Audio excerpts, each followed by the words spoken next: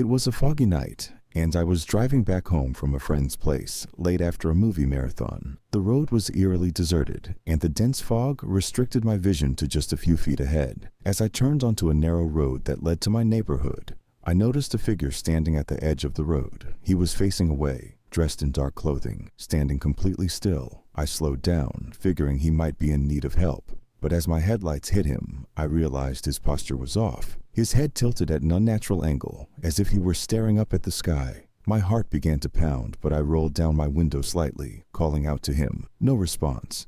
Just as I was about to drive away, he suddenly whipped his head around and stared right at me, his eyes wide and unsettlingly empty. Before I could react, he took a few stiff steps toward my car. Panicked, I sped off, not daring to look back. When I got home, I checked my rearview mirror one last time, and he was standing in my driveway, staring directly at me.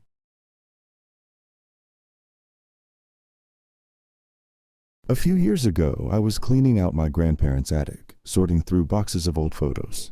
It was mostly family snapshots, weddings, birthdays, vacations. But then I found one photo that caught my eye.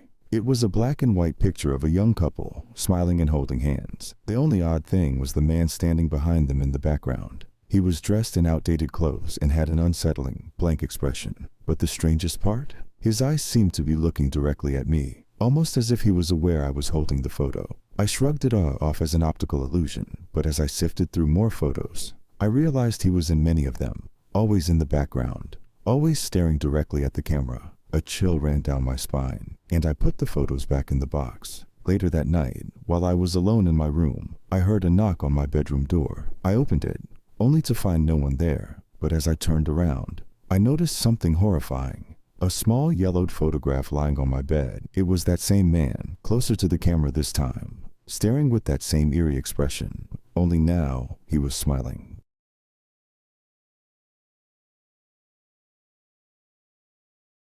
One evening, I was at home, winding down after a long day, when my phone rang. I looked at the caller ID and my heart nearly stopped. It was my own number. Figuring it must be some glitch, I answered, but no one responded. All I heard was static and faint breathing on the other end. Then, I heard my own voice, low and distorted, saying, "Get out." I was frozen in place, listening as my voice repeated it again, louder and more menacing. "Get out." I hung up, shaken, and just as I was about to call a friend to calm myself down, the phone rang again. This time it was a blocked number. Against my better judgment, I answered. The same static-filled breathing, followed by a whisper. "I'm closer than you think."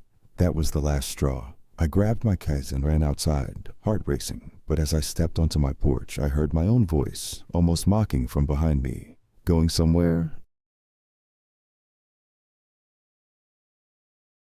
I had recently moved into a new apartment, a charming old place with creaky wooden floors and vintage charm. It was my first night there, and while I was excited, I felt a strange unease I couldn't shake. I shrugged it off, thinking it was just the newness of the space. But as I was drifting off to sleep, I heard faint whispers. At first, I thought it was someone in the hallway, but the murmuring seemed to come from my closet.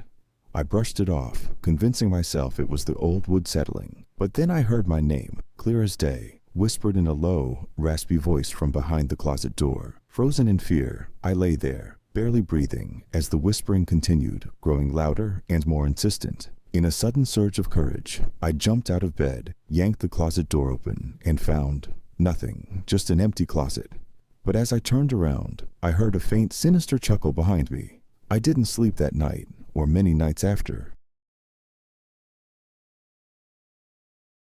My family has an old cabin we rarely use, and it had been years since I visited. One weekend, I decided to go there for some solitude. The cabin was exactly how I remembered it, down to the dusty furniture and the eerie attic I used to avoid as a kid. But now, feeling braver, I decided to check it out. As I reached the attic, I noticed an old full-length mirror tucked in the corner. The air grew colder, but I brushed it off and examined the mirror. That's when I noticed something horrifying. My reflection blinked. Not just a trick of the light. It was unmistakable. My reflection blinked a few seconds after I did, and then it smiled at me, a twisted, sinister grin that didn't match my own expression. I stumbled back, horrified, and as I turned to run, I saw my reflection reach its hand toward me, as if it could step out of the mirror at any moment.